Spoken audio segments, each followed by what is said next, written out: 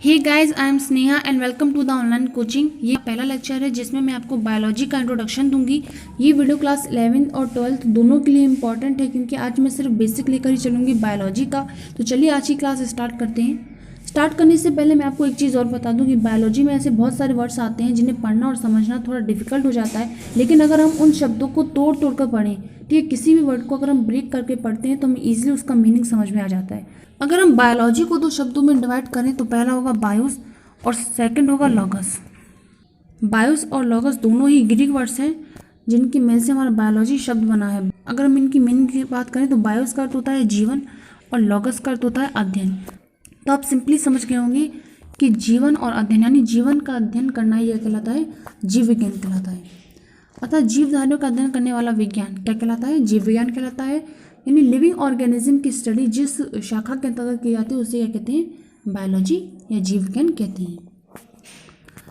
अब बात आती है कि जीव विज्ञान के पिता किसे कहा जाता है या जनक किसे कहा जाता है। तो अरस्तु या फिर एरिस्टोटल, ये ग्रीक साइंटिस्ट थे, इसीलिए इनके नाम को ग्रीक लेटर्स में एरिस्टोटल लिखा जाता था। फिर हिंदी में इनके नाम को अरस्तु कन्वर्ट कर दिया गया। अरस्तु एक बहुत ही पुराने वैज्ञानिक थे। लगभग 368 बीसी में इन्होंने नेचुरल साइंस यानी प्राकृतिक विज्ञान में से बायोलॉजी को अलग किया। इन्होंने बताया कि बायोलॉजी एक कंबाइंड ब्रांच नहीं है, इसे फिजिक्स और केमिस्ट्री दोनों से ही अलग रखना चाहिए और इसका अध्ययन अलग करना चाहिए। तो आप सिंपली कह सकते हैं कि अरस्तु को ही द फादर ऑफ बायोलॉजी कहा जाता है। अब हमने इतना तो पढ़ लिया कि बायोलॉजी की कैसे शुरुआत हुई, कैसे ये बना है और किसे इसका जनक कहा जाता है। अब हम बात करेंगे कि जीव किसे कहते हैं। पहला होता है सजीव और दूसरा होता है निर्जीव। सजीव और निर्जीव, सिंपली अगर हम कहें तो सजीव वे कहलाते हैं जिनमें जीवन होता है और निर्जीव वे कहलाते हैं जिनमें जीवन नहीं होता है। बायोलॉजी के अंतर्गत हम सजीवों का ही अध्ययन करेंगे। अब सजीवों को भी दो भागों में बांट दिया गया है, पहला जंतु और दूसरा पादप। दोनों में ही सजीवों के गुण विद्यमान होते हैं। फिर अध्ययन की सुविधा के लिए हमने क्या किया, दो कैटेगरीज में बांट दिया गया बायोलॉजी को, पहला जंतु विज्ञान और दूसरा पादप विज्ञान। जंतु विज्ञान या जूलॉजी के अंतर्गत हमने जंतु का अध्ययन करते हैं और पादप विज्ञान या बॉटनी के अंतर्गत हम पादपों यानी पेड़ पौधों का अध्ययन करते हैं। अगर हम जनक की बात करें तो अरस्तु को ही क्या द फादर ऑफ बायोलॉजी कहा जाता है और अरस्तु को ही द फादर ऑफ जूलॉजी कहा जाता है। ठीक है, इन्होंने ही बायोलॉजी की शुरुआत की थी और इन्हें ही जंतु विज्ञान का अध्ययन किया था इन्होंने। फिर पादप विज्ञान की अगर बात करें तो पादप विज्ञान के जनक थियोफ्रेस्टस को कहा जाता है और थियोफ्रेस्टस जो थे वो ही अरस्तु के शिष्य भी थे। अरस्तु की एक पुस्तक थी जिसे हिस्टोरिया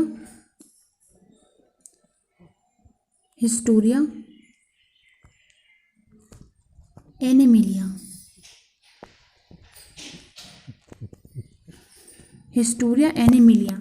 ये अरस्तु की एक पुस्तक थी जिसमें इन्होंने लगभग 500 स्पीशीज का विवरण दिया है।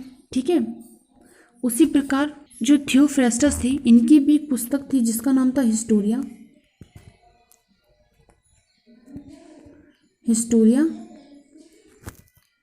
प्लेंटेरम,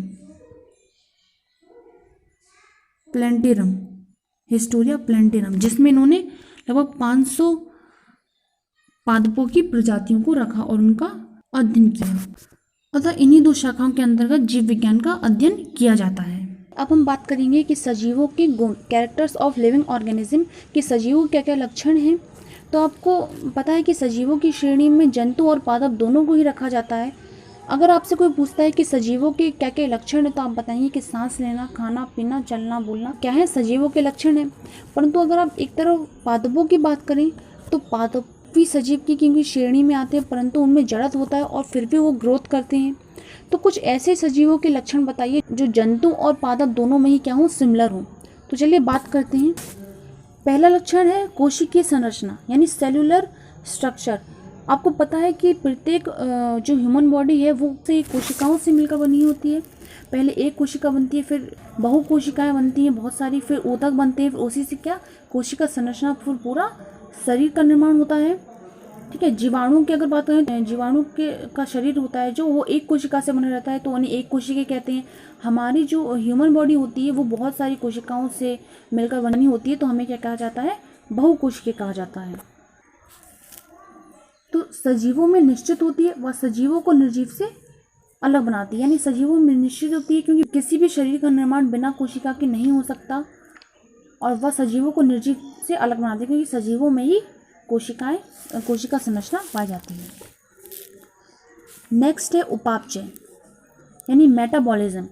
सजीवों के शरीर में होने वाली सभी जैव रासायनिक क्रियाओं को संयुक्त रूप से उपापचय कहते हैं। यानी ऊर्जा का निर्माण करना यह कहलाता है, उपापचय कहलाता है।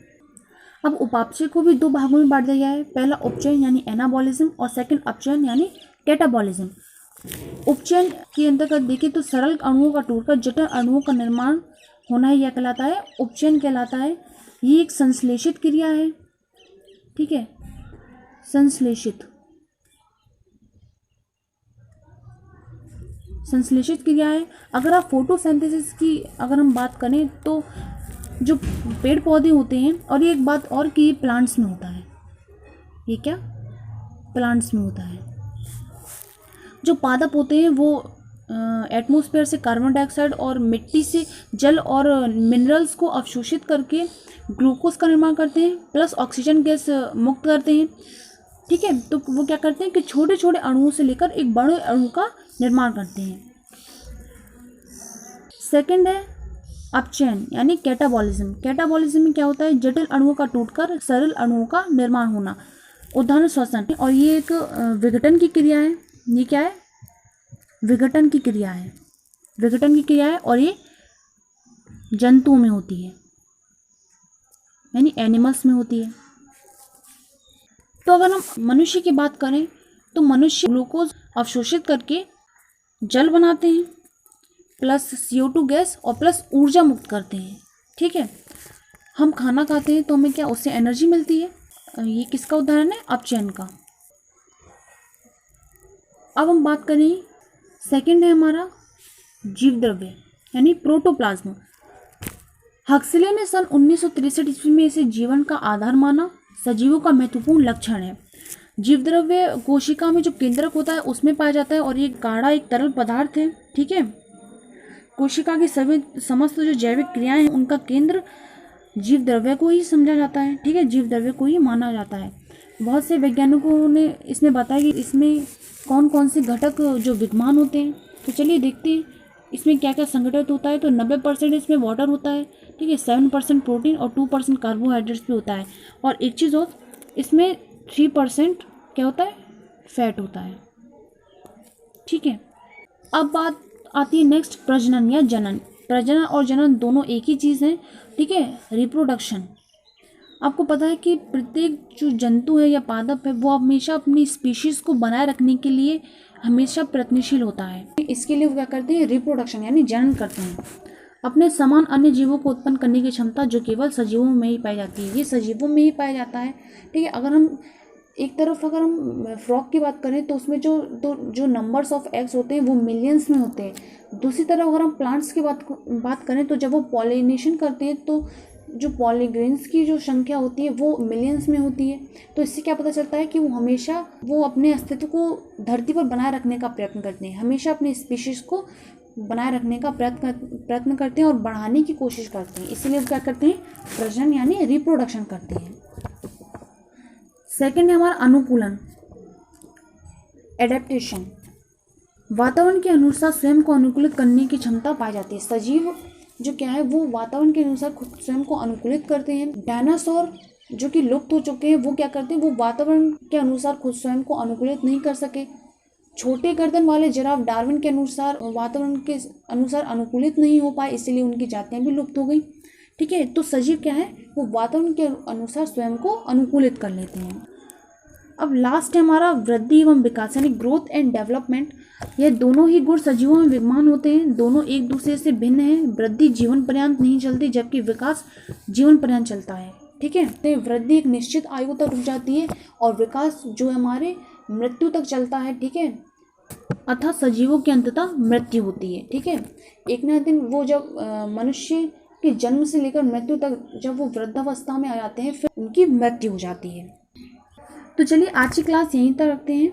सो guys, thanks for watching and please subscribe to the channel.